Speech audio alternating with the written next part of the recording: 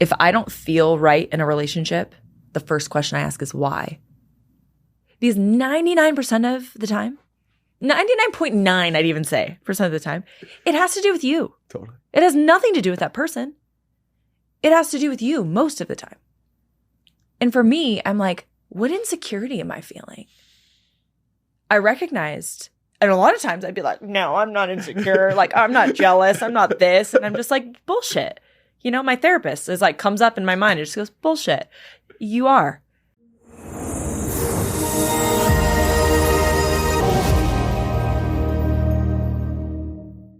When I thought about the fact that I get to have this conversation with you today, I got so excited because I remember meeting you for the first time and coming home from Sacramento, and I'm talking to my mom and I'm like, Mom, this woman is amazing.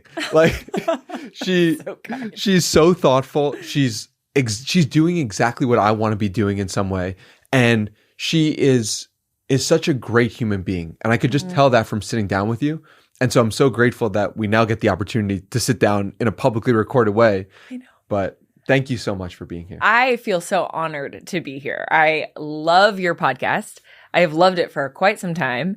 I admire the way you go about your work. I've said this to you earlier, but just the depth of understanding with each episode and each person, it shows, it reflects in the work that you do. So to be a part of that and to be on this with you, it's an honor. It's mutually appreciation is beautiful.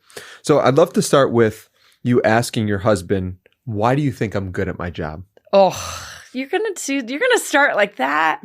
Oh man. I'm probably going to cry. So something you should know about me is when I first met my husband, I was like, I am not a crier. I lied so hard. I am very deeply emotional, and it's partly what makes me really good at my job because I care a ton. And that's what he said. He said, God, I can't believe this is how we're starting, Danny. He said, you're good at your job because you deeply care about the people you serve. And it's true. I care a lot about my clients and the people I work with. I don't take it lightly that they risk their vulnerability with me. And I find that each person is so unique and has their own puzzle piece. And it's such an honor to be a part of helping them find that piece that seems to be missing. Where does that come from? Oh. You know, I've never been asked that. But in 2015, I lost my best friend to suicide. And we didn't see it coming.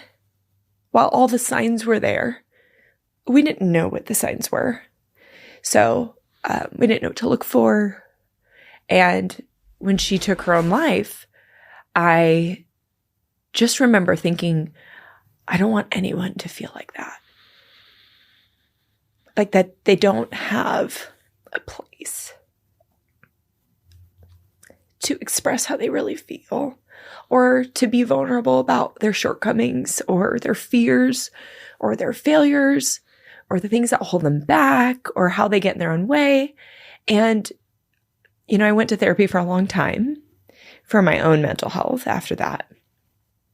And I remember a part of the journey, like at one part I thought, I don't know if I'm ever going to feel like myself again. And then at one part of the journey, I started to see like, okay, there's a light at the end of the tunnel. And then when I got on the other side of it, I went, wow, our mind is so powerful. And sometimes, many times, you just can't do it alone. And you need to be willing to ask for help. And it's something I always struggle with myself, ironically. But, you know, you don't have to do it alone. You don't have to go on the journey alone. And with the support of somebody else, sometimes there's a perspective that they have that is so difficult for you to see when you're in it. And I think that while I didn't go the route of clinical psychology, I loved sports, I loved performance, and I saw this connection that, you don't always have to be sick to get better. And there are situations in when maybe you are struggling and the only thing missing is a helping hand. What did you learn about yourself in that process? Oh, man. A lot. I think one of the things the first lesson I learned is what matters in life. I think I grew up really fast. I was in high school. I was a freshman in high school. Wow. I mean, go back to when you were a freshman in high school. Like, think about like what you cared about, where your focus was. It certainly wasn't on thinking about the end of life and what's important and what you would want your life to look like if you looked back. But that's what I thought about. And it was because it was staring me in the face with my friend. Like, would she be happy with the way her life looked? Like, what were the beautiful moments of her life? So I started to have this, almost this backwards perspective on life. And then when I had that, I was like, how am I living into it? And I think that it just forced me to grow up in a way that I don't know if I was really prepared for at the time. But immediately, I originally cared what I looked like. I cared, what boy liked me. I cared I cared about soccer. I deeply cared about soccer. But I cared a lot about the opinions of others. And suddenly, the only thing I could think about immediately following her passing was, how do I get up in the morning? Like, how do I get out of bed? And so my focus had to shifted so drastically that also what I cared about began to shift with it. I think we all have that moment of like, oh my God, life is short, life is finite. Yeah. There are things I need to do, or I need to appreciate the significance of this moment more. And situations like that force you to that moment. Yeah. How do you stay there? It's a good question, because I think the thing that's helped me become better at this is having a kid. You see time go by very quickly in watching them grow. My best friend just had a baby, and they brought him over the other day. And here's my son, who's a little over a year. And my husband and I were like, oh my gosh, he was that big. And we just had this moment of like, time is fleeting. Like, time waits for no one. And so I think to stay in those moments, number one, it's to recognize their significance when they're happening. And I think that's something that is hard today. I fall into the trap of it myself with, scrolling on social media, like what's next, like focusing on our to-do list. We have, as a business owner, I have so many tabs open. I'm like, I have like 5 projects going on at once. I have like these clients to serve. I have these clients to serve. And then I have my son, then I have my husband. And it's easy to let those moments pass you by. And the other day, actually 2 days ago, I was sitting with my mom in my son's playpen, and she was over watching him with me. And he was crawling behind me, and I was like smashing him up, like not hard, but like squishing him up against the playpen. And he was giggling like crazy, and he would like push me away and then like pull me to do it again and just giggle. And I was sitting there with my mom, and my mom just said, "This is special." And we just sat there and just like took in the significance of the moment. So I think it's something that you can focus on and train yourself by recognizing the significance and giving yourself that moment to just like take it in. And like all the senses, like what you see, what you hear, what you feel, like what does it smell like in the room that you're in? Like, all of those things. And that present moment awareness, I think that's how you stay there. But but it comes with awareness, recognition, and then just the willingness to like sit in that for a second. And we did that. And that's like a moment that, you know, is seemingly insignificant, but really that's what life is made of, right? All these little insignificant moments that make up, you know, multiple moments over time. So the presence that you receive when that happens, when something tragic happens, there's a beauty in the presence of it, but then there's the very real suffering that's happening at the same time. Mm-hmm. When was the moment you viewed yourself in a different light than what because you said you couldn't get out of bed initially. Right. And when did you start to heal from what had happened? Well, I'll tell you a story. Again, I'm 15. I don't know how to process my emotions. And my mom forced me to go to a therapist. And I'm not kidding you. I went kicking and screaming. Why? I didn't want help. I didn't think I needed it. I'm not crazy, I thought. You know, I don't need to see somebody. I don't need to talk. And I don't want to. I had a moment right after where I tried to share something openly with a friend and I got shut down pretty hard. And I don't blame that friend. We were 15. None of us knew how to process anything, but it forced me to like go in my shell. And so I was like, I'm not talking to anyone. And I kid you not, I sat in the first 5 or 6 sessions with this woman, didn't say a word. And she just sat in silence with me. Wow. Sat in silence. What a great therapist. She's like, when you're ready. We sat there for 6 hours, six different occasions, and just in silence. You basically were meditating in some way. Maybe that was her trick. And then one day, she said, bullshit. Wow. And I was like, you know, here I am 15. I'm like an adult, like, you know, cursing at me that way. Like it was just like, and called out from like pretty much a stranger. I was like, what? And she asked me how I was. I'm like, fine. And she goes, bullshit. And then she just went off. And she's like, it's complete and utter bullshit that you think that you're fine because you sit here and you're silent. And she just schooled me for like 10 minutes. And it got me to open up. Wow. And I started talking. And there was a moment, I don't know what session it was. I couldn't say, but it was a while in. And I just remember being like, oh, wait, I'm going to be okay.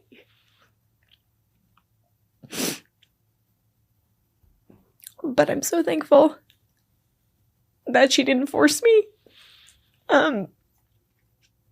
when I wasn't ready. Because I think that can do more harm than good. I actually had a therapist before her that sat me down and was like, all right, pretend there's a chair right there and I want you to talk to Amber. And I was like, what? I felt so uncomfortable with it. And he just kept forcing me and forcing me and forcing me. And so I pretended to have a conversation that I didn't want to have.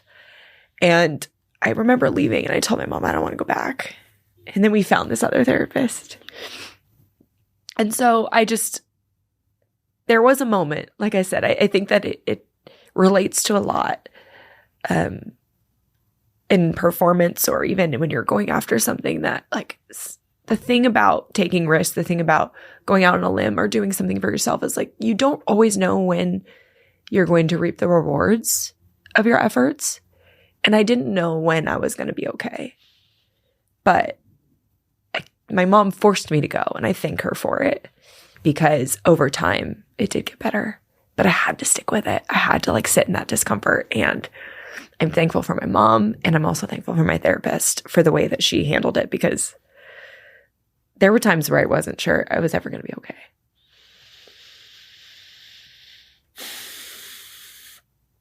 It's so fascinating how there are times when you need the mother in some sense of like, it's all good. Mm-hmm. And in times when you need the father of like, bullshit. Yeah. Right.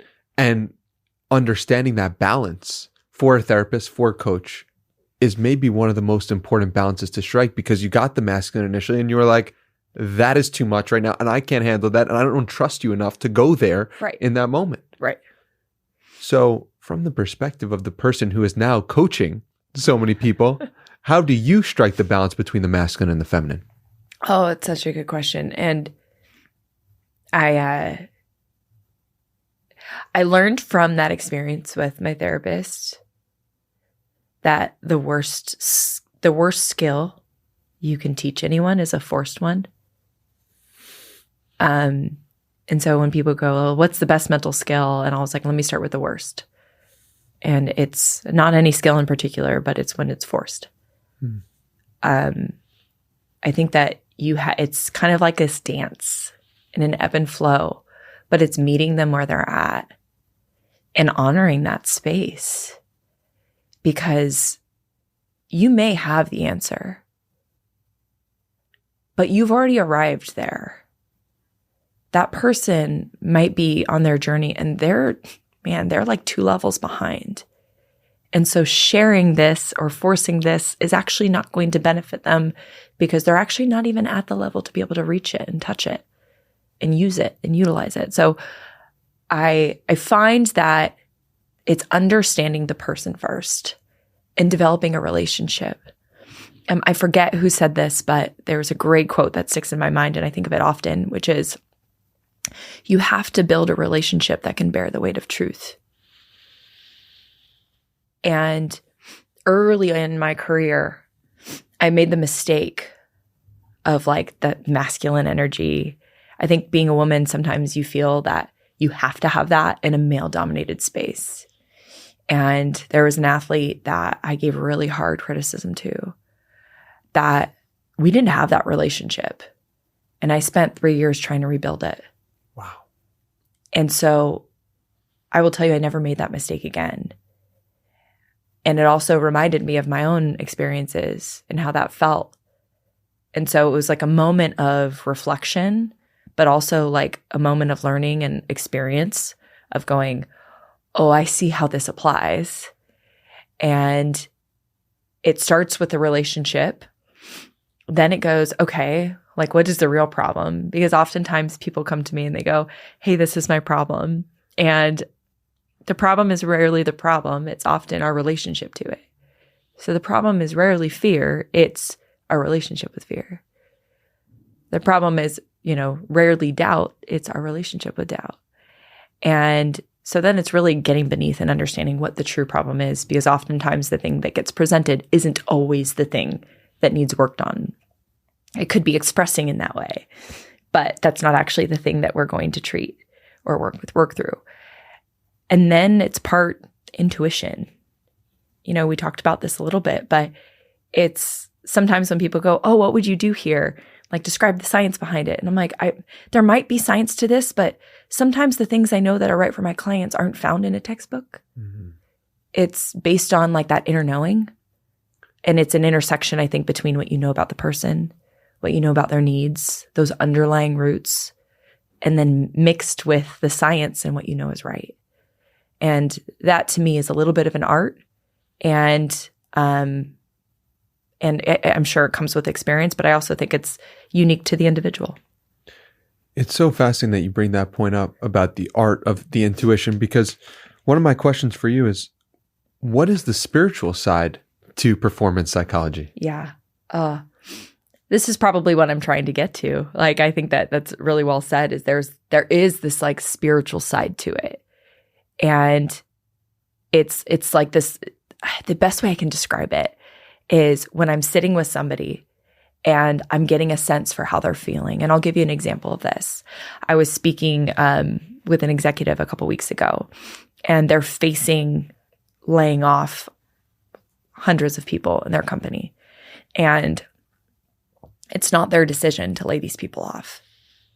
And so I think a lot of leaders and people in those positions can relate to this, because it's like, this is my job, yet I wouldn't have made this decision.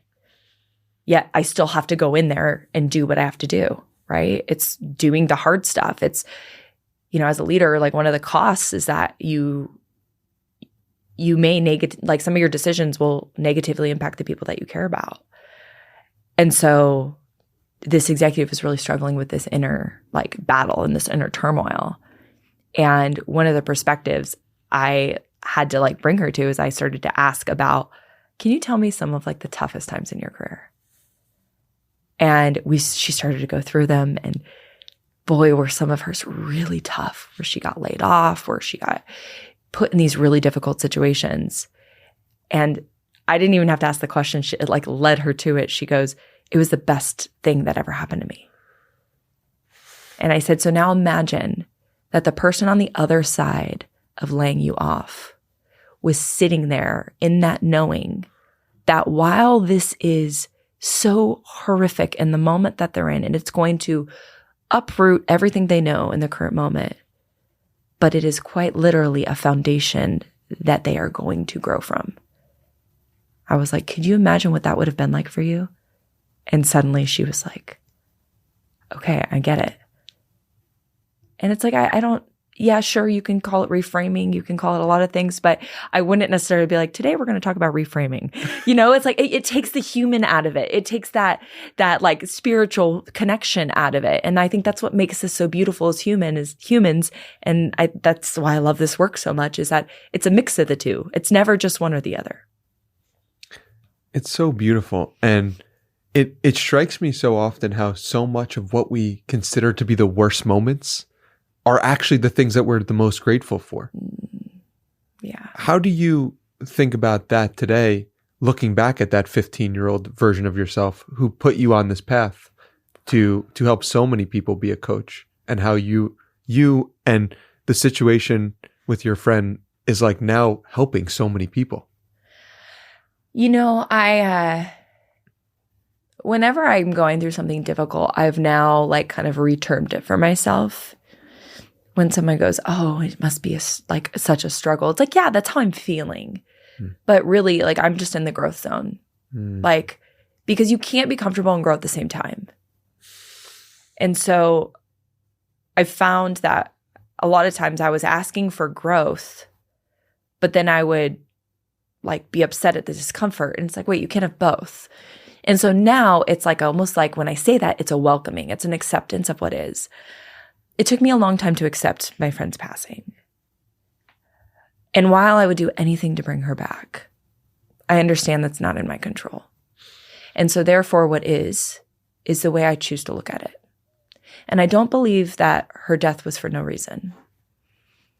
I believe that it put many of us on a path to help others in many different ways. For instance, her mom started a nonprofit called the With Hope Foundation, where they actually go and they educate people on the signs of suicide. Wow. Because they were all there. We just didn't know what they were. They have saved thousands of people from taking their own lives. And so that happened as a result of that. My ability to, like, I think, care the way that I do and honor the space that people are in the way that I do, I think came from that. And so I can look back and be really thankful for the situation that occurred, regardless of the fact that I would take her back in a heartbeat. I just believe that it actually made me who I am. It absolutely did. And how I view therapy is taking someone who's below baseline and bringing them to baseline. And I view coaching as someone who's at baseline and bring them above. Why have you focused on coaching as opposed to therapy? I think because I care so much. I carry the burden, and I wasn't sure I could or wanted to carry the burden of that therapists carry. I think I would really struggle, to be honest, if I'm being very honest, for my own mental health. I'm not sure I could carry that for that many people. And so when I looked at coaching, there is an aspect of that. But oftentimes it's a different therapy, right? It's a different type of coaching. It's a different type of conversations that we're having. And like you said, it's, baseline and above. And so it's really, in my perspective, it's getting people out of their own way. My friend Mike Kim, he talks about this. He goes, if you want to know what you're passionate about, ask yourself what pisses you off. Yes. What pisses me off is watching people diminish their gifts. And there's nothing that brings me more fulfillment and joy than watching people get out of their own way and perform like they maybe once never thought they could, but deep down know they were capable of. What's your gift? I think my gift is being present for others.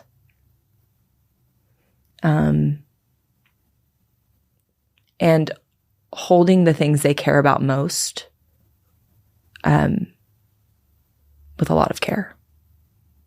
What was the first moment you recognized that, and how did you see that? Actually, first moment I recognized that was my senior banquet. So this is senior year of college. Oh, wow. Soccer banquet. And that year, third game into my senior year, I received my 5th concussion and was told, Lauren, it's not safe to play. So for somebody that identified so closely with their sport, it was really hard. I was like, who am I? Who am I outside of Lauren? Hi, I'm a soccer player. Hi, what are you doing this weekend? Probably training, Like I didn't know who I was outside of that. So I spent a whole year figuring that out from the sidelines. I was still a part of my team, but obviously my role was very different. And every year, all the seniors get up and they give a little speech. Nobody prepares anything. It's like you just get up and say a couple words. And I was last, and I stand up. And it just came to me, and I said, this was the greatest year of soccer, and I didn't step on the field. This was the greatest year I've ever played, and I didn't score 1 goal. I didn't have any stats. Because it was the first time it wasn't about me. And it gave me a perspective that I hadn't yet had. Because before then, yes, it was about my team too, but I was so enveloped in my own performance and how that contributed to the team that I think to some degree I was a little self-absorbed with that. And I didn't really have the perspective of how can I serve others? And when I am in service to others, I am filled up. And so when I was just getting water, setting out cones, like making sure everything was okay for the rest of my team and just serving in any way I possibly could, I realized that's when I felt the most alive. And so when I had this moment of realization at my senior banquet, everybody was probably like, what was that? I don't know if anyone was prepared for it, but it was honest and it was true. And it was the realization I had like right in that moment. Wow. And what separates the people who get benched and they don't play at all and they're so upset at themselves and they don't want to celebrate with their team, and the situation where you're injured and you have the best season because you're in service? What separates those two situations? I think one is like there's no way I could get in a game. Right. Like it was like, this is it. If you want to be on the team, you can be on the bench. I guess you could have not been on the team to begin with after being injured, but why did you stay? Because of my team. Like, I don't know anything else. Like, you don't abandon your team. Yeah. Like, I could not imagine, because he did give me the option. My coach was like, you don't have to stay, but like, we'd love to have you. And I'm like, it wasn't even a thought in my mind, because like, these were my people. Like, I was not going to abandon them. Like, I don't know how else to explain it, but it's just not in my gut. And I've always been like this, sometimes to my detriment. Like, I remember working at a restaurant in college and everyone would always call out. And of course I would be the person to come in because they'd be like, Lauren, we need you. And I'm like, I'm not going to leave them standing. It's like, you're so loyal. Right. So sometimes to a fault, but it wasn't even a thought. And I remember I did have this perspective, this moment where there were some people having a pity party. You know, they were feeling sorry for themselves. And I can relate. I've been there before where you're not getting playing time. You're upset. You're frustrated. You're just like, oh, I should be out there. You know, whatever it is. And I sat down next to them and I said, you know, it's so easy to feel sorry for yourself in this moment. Trust me, like I've been there. But if this gives you any perspective, I wish I was in your shoes. Mm. And they just kind of like looked and I was like, I don't get to play, even if I wanted to. I said, if I were you, I would pay attention to everything that's going on in the game. Pay attention to what you can learn because we're learning their tendencies. We're learning what they're doing. We're learning their structure. We're learning what they're going to do to counteract what we're doing. So that when you go in, you can change the game for us. And I wish I had somebody that did that for me. Because boy, I needed it at times. But I was so thankful that now I can do that for somebody else. And I think, again, when I'm just in service to others and I'm able to, like, I was able to take my situation and find a way to apply it. But I think it's the perspective of not being able to play that gave that to me. I'm not sure I would have had it without it. It's beautiful that you were able to use a situation that should have, in many situations, it would have hurt a lot of people to be in that same place. And you were able to reframe in that moment and be like, no, this is actually my greatest gift, to be able to be, you were coaching people before you even, like that was before you even recognized your own gift, you were coaching. Yeah. And I think that's what ultimately led me to where I am now, because I would just remember feeling like I know I'm serving others. So why do I feel so fulfilled? And at one point I like mischaracterized it as selfish.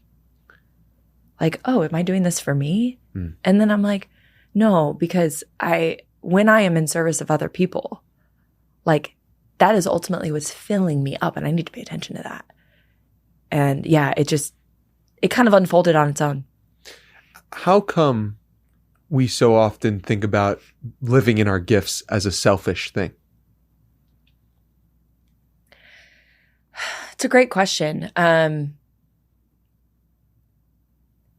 think that I mean, I can't speak for anyone else, but I'll speak for myself that a lot of times you're told growing up, like, don't be selfish. Like, it's not about you. It's about, maybe that's just my parents. I don't know. But, as kids, like you are the center, right, of attention. And there's a time when that shifts. And I don't know. I think that I've always thought like, good teammates are not selfish, good leaders are not selfish. There's this trend of being selfless in those roles that I really admired and looked up to. But what I realized is that I had to miss the wrong definition. Because if I can give a full version of me, that's the most selfless thing that I can do for others. And it took me a long time to realize that. I thought that you had to sacrifice you for everyone else. And what I realized is it actually put me in a worse position to help others. I didn't show up. I gave, it's that phrase like, instead of giving people the best of you, you give them the rest of you, like whatever's left. And that's what I was showing up as. And then when I realized when I actually put me first and I take care of me, I can show up better for my clients, for my family, for others in a much better way. So it took a little shifting, but I wonder now that I'm thinking of it, if I just had the wrong definition of what that was early on. It's fascinating because this changes throughout your life, right? Like what fills you up at one point might be slightly different than what fills you up at another. And in one season of your life, it could be spending time with your baby. In another, you could have a teenager and you're like, get away from it. Right? So it's like, how do we constantly figure out the different parts of us that need to be filled up? It takes a lot of self-awareness because we're constantly changing and our needs are constantly changing. And the things that give us energy in one moment could be the things that in the next moment, we're like, I don't want to do that anymore, or to the extent that I was doing it in the past. Yeah. I think to your point, it's paying attention to what it means to be misaligned. I can like feel it in my gut when I'm out of alignment. Mm-hmm. And what is that? Because I do too. I know exactly what you're talking about, but I don't know if everyone has that. Yeah, for me, it actually manifests physically. So I have like things feel, first of all, really hard. Like there's a lot of resistance involved. And I recognize that when I'm really in alignment, it doesn't mean that there aren't moments of resistance, but it's not constant. And so I feel a lot of resistance. There's a lot of tension that's in my body, particularly in my shoulders. I have a high degree of anxiety. Like I can recognize it. I will literally go, the weather just changed. And I can like feel it. And I'd be like, and I'll tell my husband, I'm like, I'm really anxious, but I don't know why. And I have to like sit and like explore it to like figure out what caused that? Like what happened? What shifted for me? Sometimes it's a thought. Sometimes it's a realization. Sometimes it's like my subconscious saying like, this is not what you should be spending your time doing. Or, you're extending yourself too far. So for me, that's how it manifests. But I'm curious, like, how does it manifest for you? Just dissatisfied. I'm just like, I have this compass, it feels like, that I don't have a choice in some of the things that I'm doing. And if I don't follow the compass, I'll go to things, like my behaviors will be such that my higher self won't appreciate. And that disconnect will cause me suffering. And I know this because I can go all the way back to me being 15 or 16 years old and starting blogs and being so excited. And then like when I made the decision to go to college, it felt like my own decision. I felt resistance, and that resistance was manifested in drinking and partying.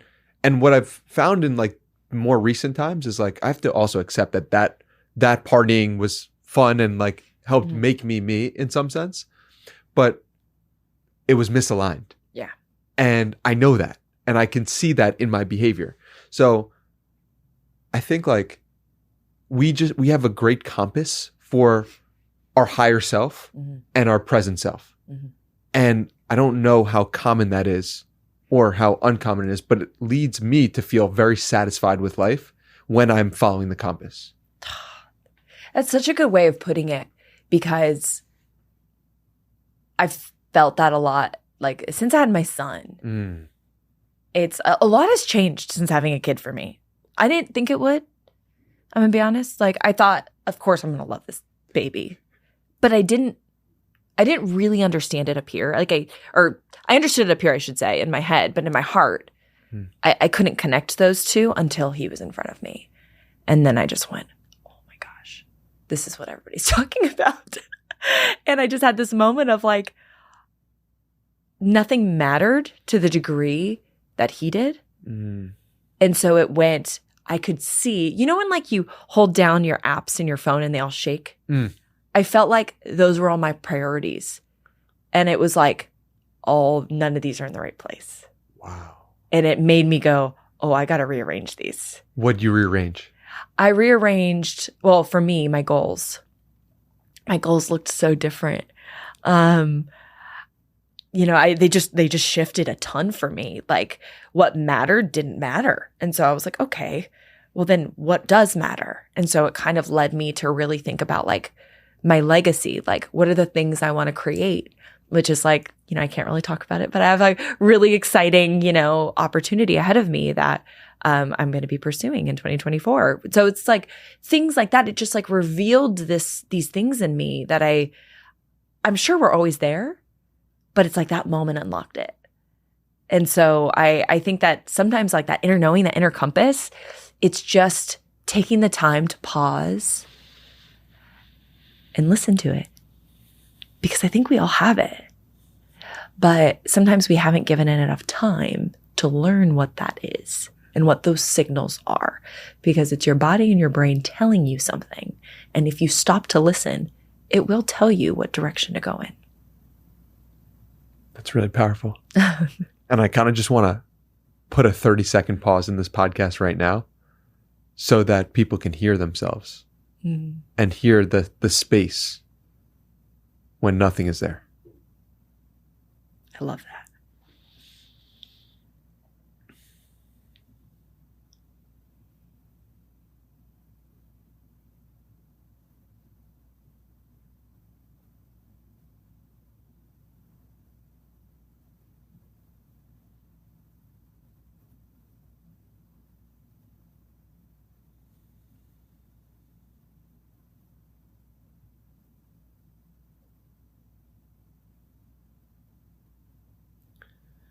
In a world that constantly wants your attention, that is putting you front and center, saying, look at this podcast, look at this show, look at this person, look at this, people talking to you nonstop from the time you wake up to the time you go to sleep. It's like, how do you take time for you in that? This is still an area for me that's a work in progress. I'll be totally honest.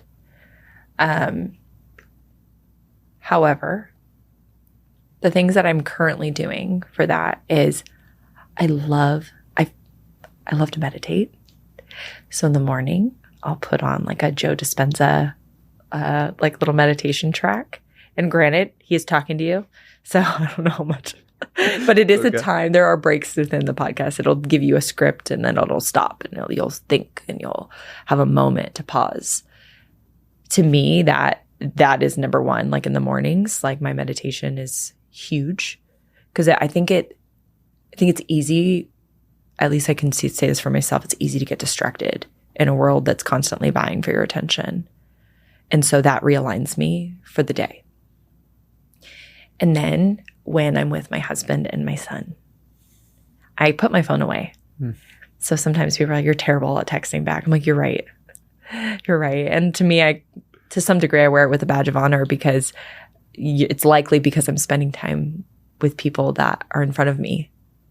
And while these are important too, and I'll get to them, the people that are in front of me, like I want to honor that and I want to be there with them. And so even my husband, he knows when I'm at dinner, I never have my phone with me. So if there's an emergency, you should probably call my friend that I'm with.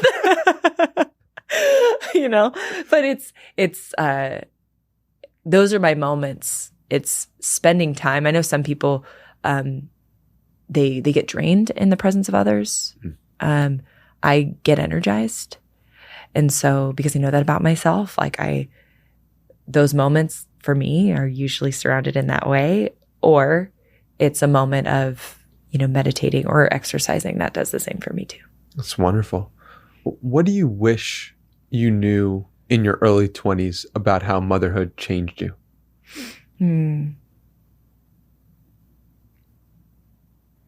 The beauty of time. I got a sense of it when Amber passed. But watching this little guy, I'm going to get all emotional over again. I feel like I just recovered from that. We got to get some tissues. Right? I know. I was like, that's the only thing you're missing are tissues. Yeah, he's just like the joy of our lives. Like just that moment. My husband told me the other day, he's like, we got to get you more time to do this. He's like, just watching you be a mom.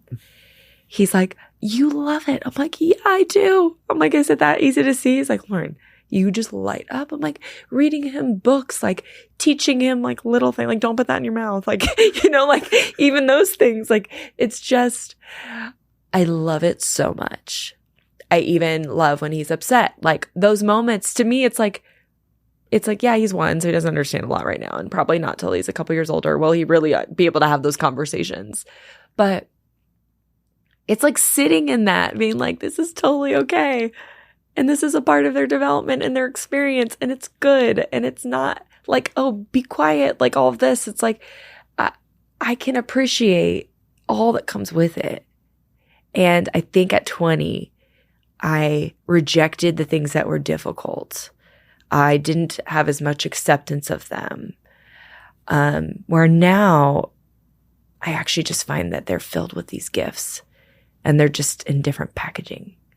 And so I can recognize the gift even if it's wrapped in screaming and, throwing up their food and, all that stuff that comes with having kids. One of the things that's so apparent from spending time with you is that you really accept yourself. You accept the present moment, you accept what has happened, and you accept yourself. And I think one of the best examples of this was this video you posted about all the mistakes you made while filming, and you showed the mistakes you made. And I watched that with my mom, and we were like, this is amazing. Like, just, she's so vulnerable, so open, so willing to share the parts of her that other people would want to push away or not show. Where does that come from? I think that comes from my mom. There's this quote, and I might not get it exactly right, but I have it on my wall. My mom wrote it to me when I was in high school. She wrote this in like a letter to me when I graduated. And she said, "Life is a cycle of darkness and light. Your toughest battles will be hard fought, but well won. You can't go around the hard things. You have to go through them. And on the other side is the amazingly good stuff." And so my mom always taught me, like, not to hide from those things. Those are normal parts of life. And there's another quote that she loves, and I'm not going to get this right either, but she essentially says that, like, perfect is boring. It's in the cracks that the light shines through. Well, it's right that you wouldn't get that one perfect then. Yeah, right. Oh, that is perfectly imperfect. Apropos. Right? But my mom's always lived that way. Our favorite Thanksgiving was a Thanksgiving when everything went wrong and we all dressed up as pilgrims with like cardboard hats, and like it was like everything was wrong about it, but it's the one we remember, right? It's the one that we can look back on and we can laugh and we can just have these moments and these memories that like will forever like last everything else. Like my grandfather, he's no longer with us, but one year, like he was struggling. He couldn't use his hands. He had neuropathy. And he was so sarcastic and funny. And I remember I was young and I sat next to him. I just put a bunch of stickers on his face. And he couldn't take them off because he couldn't use his hands. And he thought it was hilarious. We have this picture and he's covered in stickers, like from this like little girl. And this was like, but I didn't understand and I couldn't. So it was just this like those are the moments and those are the memories where you look back and you're like, that is hilarious. And also like such like a fun little innocent like memory. So I just think that the imperfections are the things that make us human, and they're the things that connect us. And I have them all the time. And I find that when I share them, people feel closer. They can relate. I gave a speech not even a month ago, and I dropped the clicker and it shattered all over the floor. And in front of 400 women. And three of them jumped up to put it back together for me. And like, we just like had this like moment of like laughter and like mistakes. And it's just a part of life. And so instead of trying to hide it, instead of going like, oh my God, I can't believe I did that, and like trying to like continue, I just stopped and I just went, well, I wish I could say that was the first time I've done that. And everyone did exactly what you did. They cracked up and we had this moment where like we all felt close together. And I just find that there's such beauty in that. Could you imagine if you were like tried to hide it in some way or felt it just, and that is the common reaction or response for a lot of people of not accepting what is. And also the fact that by you dropping something and it breaking and shattering, other people got to live in their purpose or their reason for being in that moment. So you gave people reasons for being by your brokenness. There is so much power in that. It's a good way of putting it. I love that because you're right. Like it was just a great moment between all of us. Like I won't forget it. I'm sure they won't, right? For certain reasons, I'm sure, for better or for worse. But I just find that there's such a connectedness when you show who you are beyond like the best parts of you. I just find that kind of vulnerability and that kind of just openness like really bonds you together. How do you help people who are not comfortable in their own skin be more comfortable in their own skin? I think it starts by just being willing to look in the mirror. Like, have you ever stopped and just looked in the mirror? Do it like every day. Yeah. I love it. And not to like see what you No. look like, right? But like, Just to see. Genuinely just to look at you. Yeah. Like, you are the only person like that if you're lying, you know you're lying. Like, you can't, I think David Goggins talks about this in his book, and he's like, you can't lie to yourself. Like, if you have to wake up and you have to square up with you. And you have to be honest. And I think that honest reflection is the beginning of that journey of being okay with who you see.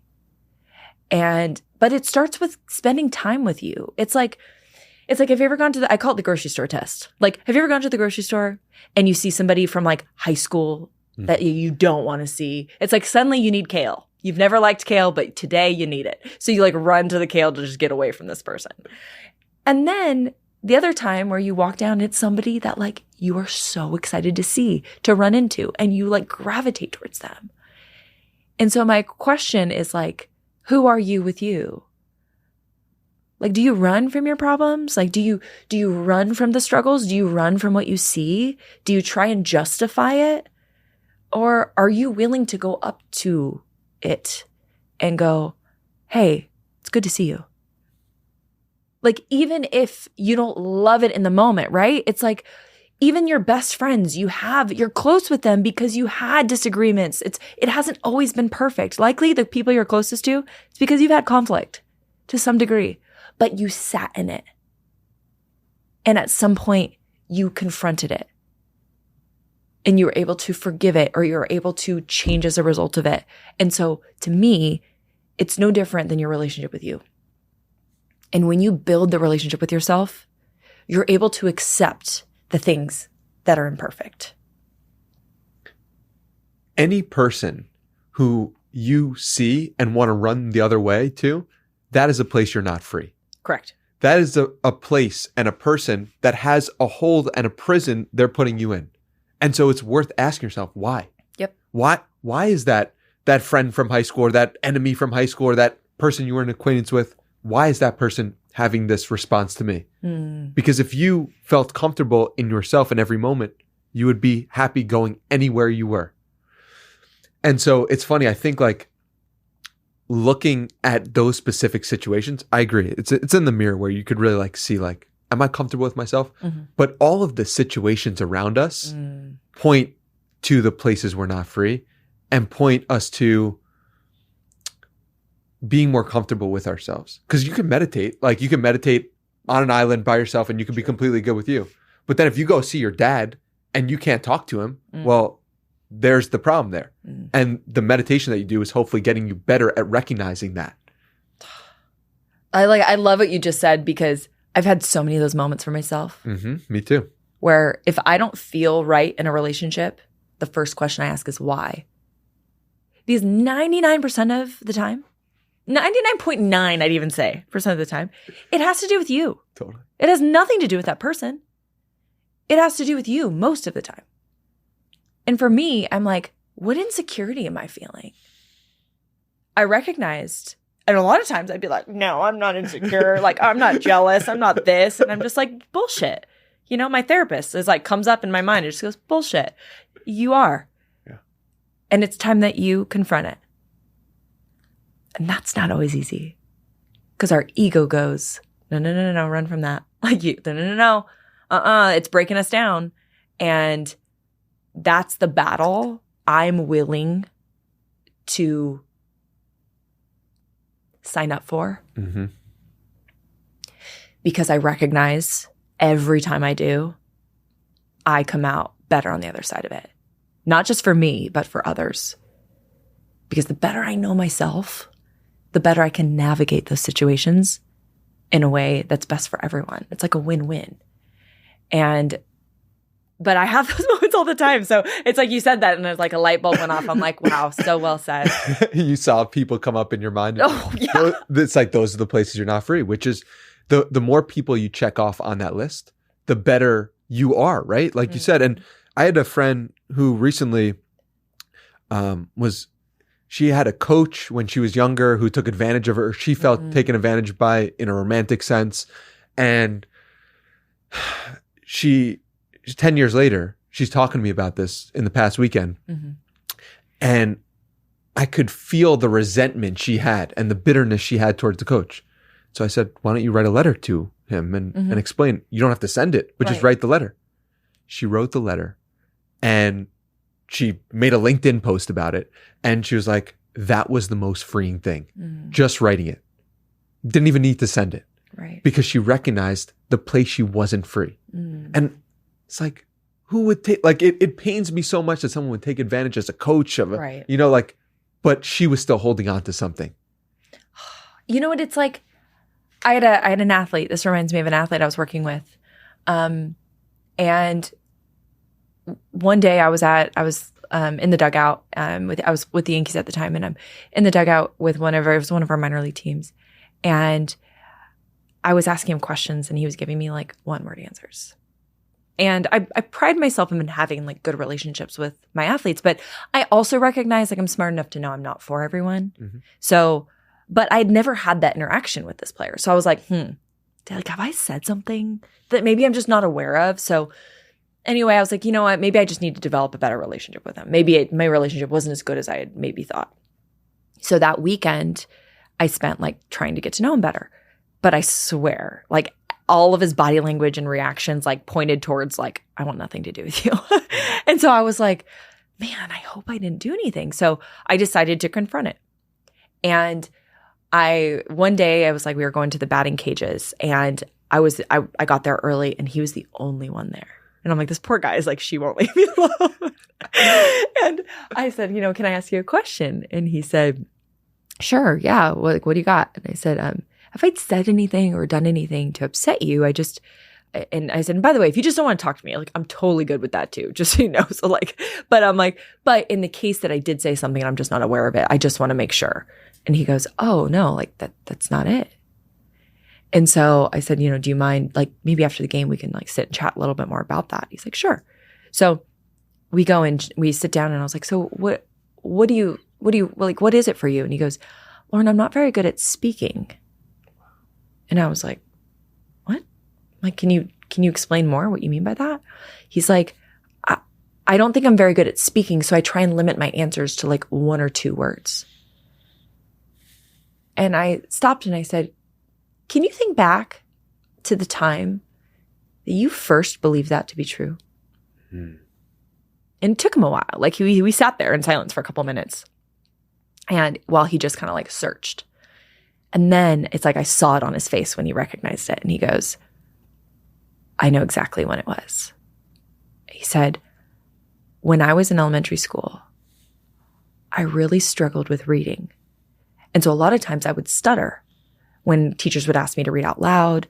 And he said I would be made fun of for it. So one time I was asked to read out loud and I did. And I just was made fun of by all of my classmates. And suddenly my teacher came up to me and said, that's okay, sweetie. You're just not very good at speaking.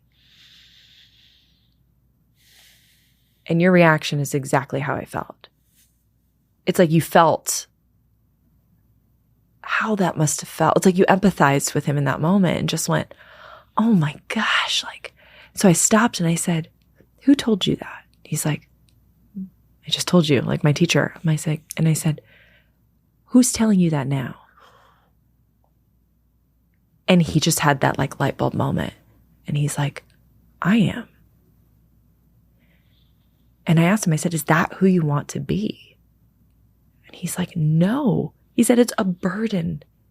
He said, I have good things to say, Lauren. Like when you come and you speak to our team, I have things I want to add. He said, when I'm not playing well, like I want to go up to my coaches and ask them what I can do better. And he said, and I'm just afraid to. And so we like devised this plan. Like to this day, no one knows we did this. And so I said, who do you want to become? And he said, the kind of person that can openly share their opinion, their point of view, and how they feel. I said, great. So what actions do we need to do to support that? And he was like, oh crap. I was like, yeah, you can't just like, you know, go just like eat some pizza. Like you got to like, now we got to go do it. And so what we did before every meeting I would have with the team, I would sit down with him and I'd go over a couple questions I was going to ask. And he would come up with his answer. So we would prep it. So he didn't have to think about his answer in the moment. Because when you're like overwhelmed by like the nervousness, sometimes like you forget what you're going to say. So we took that away by just like prepping ahead of time. No one knew we were prepping. So then I would ask the question and his hand would fly up and he would share. So it would give him an opportunity to exercise this new belief that he wanted. And over time, he did that time and time again. And then finally, he stopped meeting with me. Wow. And he would just do it. And I will never forget the spring training after that. I walk in the room and, everybody's there and there's a bunch of people. And he like came through the crowd and gave me the biggest hug. And it was like the first time he had been it's like he had this confidence. He exuberated this energy. And it was the most beautiful thing to see. But to what you said earlier, it's like sometimes we put ourselves in these prisons where, yes, maybe it started because someone handed us this belief or handed us this horrible situation or did something to us that was completely unfair. And then we carry it through all these years thinking that we don't have the ability to put it down. And I think that was the gift in that moment, is that he finally recognized the control that he had, which was to rewrite his belief and to act in it in a totally different way. Such a beautiful and powerful story. And in a world where we deal with emotions and we deal with people's emotions and the idea of freedom and being comfortable in one's own skin, it can be hard to see and feel that there's no measurements that says, I am this free. Right. But everyone felt the difference that spring training when he came in with more confidence. Yes. And it was a direct result of the questions you asked and your ability to sit with him. What does somebody do to recognize the prisons that they're in if they don't have Lauren Johnson sitting across from them to enlighten them or show them where they're potentially not free? Number one is to get really aware of your body. I think sometimes it's easier to recognize your physiological signs than it is to recognize the mental root where they come from. So in psychology, there's just this framework that the way that you think, a thought influences your behavior. But in between there is a thought influences how you feel influences your physiology, and then your physiology influences your behavior. And everyone goes, oh, if you just change your thought, you can change that. Yes. And that's really hard to be aware of sometimes, right? And it's like a soccer player that goes to take a PK. It's like, yeah, like I know how to do that. And sometimes when you're walking to the PK spot to take your kick, suddenly the weather changes and you're like, oh my God. And you're feeling this tension. And while you're not showing it, you can feel the tension rising, you can feel the nerves, and you can feel all that. But maybe you're not really aware of the thought that you're having, whether it's subconscious or conscious. And so I would really pay attention to your physiology. Is when that shifts for you, then ask, where might that be coming from? What thought might be associated with how I'm feeling? And when you can recognize that, then the question becomes, how might I think differently? How might I think differently in a way that could shift how I'm feeling? And there's a lot of ways to do this. Reframing is like one of my favorite things to do. I think because if we just take a shift in our perspective, we can actually shift ourselves in the moment. And it sounds simple. It's not always easy, but it starts with that awareness because you cannot change anything you're not aware of. And so I believe that it's easier to recognize the body shift than it is the mental shift. But then when you recognize the body shift, you can oftentimes link it to something mental. Maybe not right away, but even the act of being aware of like, I'm feeling this way. Why might I be feeling that? Is a huge step in the right direction. And soon enough, when you start asking yourself that enough, you will start to reveal answers in yourself. And you'll start to see patterns of, oh, I'm feeling this way because I'm feeling insecure. Or I'm feeling this way because, I'm afraid of failing. Oh, I'm feeling this way because there's actually a fear associated with this for me. And when you start to learn those patterns, now we can start to really do some great work and go, this is what I can do about it. Or this is the shift that I'm going to choose to make. And as a result of it. We were placed on this earth and we now have all these fears, insecurities, doubts, thoughts that go through our mind that we potentially didn't even control, and we don't know how they got there. But what's been a very useful belief for me is like the purpose of this reality, of Earth, of being here, is so that we can recognize them and we can be free from them. I don't know if that's true. I don't know if that's completely made up, but it's served me to believe that the purpose of this dimension is to understand ourselves and understand our patterns so that we can clear them. Immediately what comes to mind for me is this thought of like productive versus unproductive. Early on in my career, right out of my master's degree, I'm like, positivity is the answer and negativity is the problem. Like, I'm going to fight that for everybody until I couldn't even do it for myself. And then I was just like, oh my gosh, I have so many negative thoughts. Why can't I get rid of them? And I think because like, I can't BS my way out of it. And I think I was trying to like lie to myself and go, oh my God, it's not as bad as it is. And I'm like, no, it is bad. This is bad. Or this feels really bad. And I think when I tried to explain it away, I found more resistance in that. It's fine. It's fine. Yeah. It's fine. I'm fine. It's fine. How are you? I'm fine. And I'm like, lies. And so I started to realize it actually isn't about being positive or negative. And there isn't a right or wrong. It's what is productive and what is unproductive. Sometimes being hard on myself is very productive. It can be a catalyst for change, a catalyst for growth. And then in other times, it's very unproductive because just beating up on myself just leaves me sitting on the floor and I can barely pick myself up to do what I got to do the next day. And so I find that the question is this productive? Has been one that is very helpful for me. And so your belief that you speak of to me is so productive. Who cares if it's right or wrong, right? Like, who cares if that is not like the ultimate truth for everybody? It is productive for you. And therefore, like, it's going to benefit you in amazing ways. And so that's how I look at a lot of mental skills and just like life lessons and principles and belief systems is when people say, oh, is this right? It's like, I don't know. Is it productive? Great. Like, let's go. Yeah. A false belief that you believe that serves you is a productive thought and a productive question and a productive way of being. Yes.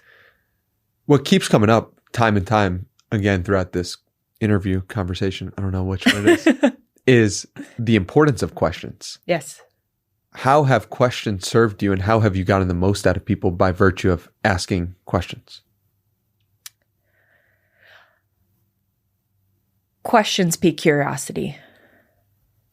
I'm very curious. I love to understand. And I find that understanding puts you in a position of power. And so my goal when I ask questions is to help people find that understanding for them. And I find it helps myself do the same. I also find that it is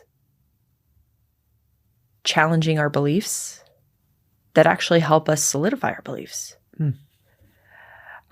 Sometimes I run into people that, that really struggle to even think that there might be another belief out there that could be in alignment with them or that might be different for them. And I understand that because there's some comfort in just sticking with what you know, and there's familiarity in that. But I do find that you actually start to truly understand what you value when you challenge your values. It's kind of like you really understand success when you understand failure. You really understand the power of consistency when you're very inconsistent. And so I just find that there's like this power in opposite thinking. And I think that questions are a really great way to provide that for ourselves. So when you think like, what is the cost of me taking on this risk?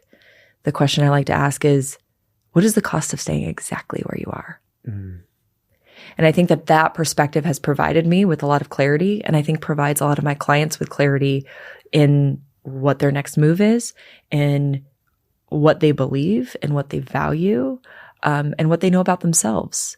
So I find that just questions are a great way to really reveal answers and solutions to things that maybe we may not have thought of initially.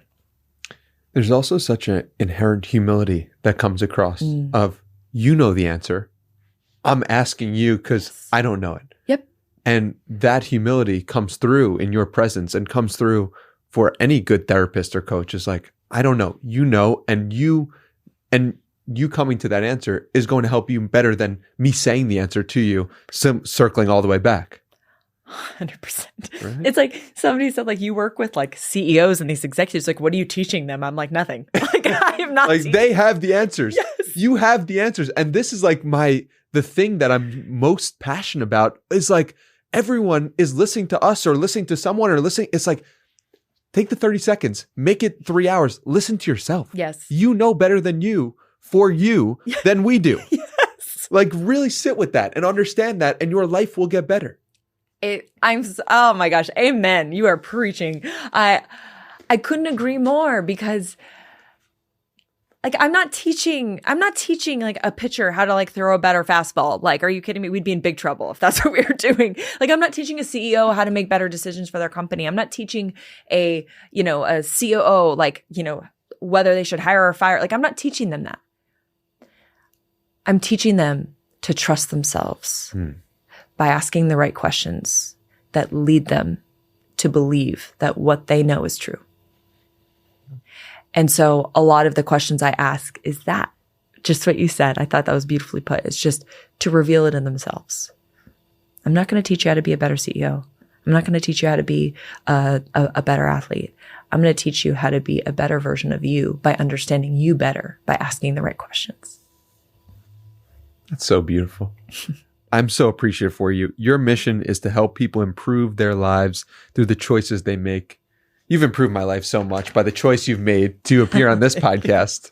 I'm so grateful for you. I like to end these podcasts with challenges, or I ask the guests for a challenge to leave the audience or someone listening with something, some action step they can do from the conversation we've had.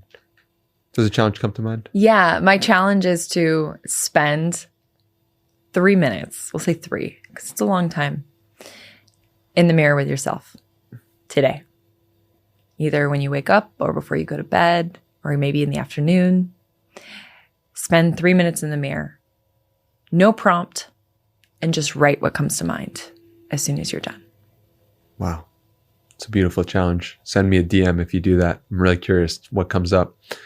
Where can we send people to connect with you further? The best place would be my website, which is laurenjohnsonandco.com. There's a lot of Lauren Johnsons out there. Yes. When I got married, I told my husband, it's going to be hard finding a handle. Underscore Lauren Johnson underscore on Twitter. Yes, exactly. So all of my social media handles are different. So if you go to my website, you'll find them all there. I love that. And they're all linked down below in the description as well. Thank you so much for spending time here today. I'm so grateful for you. You're a true light in the world. And you are somebody who's doing really, really amazing work. And I'm so, so grateful to know you, to be your friend, to have you on this podcast. Thank you for being you. Thank you.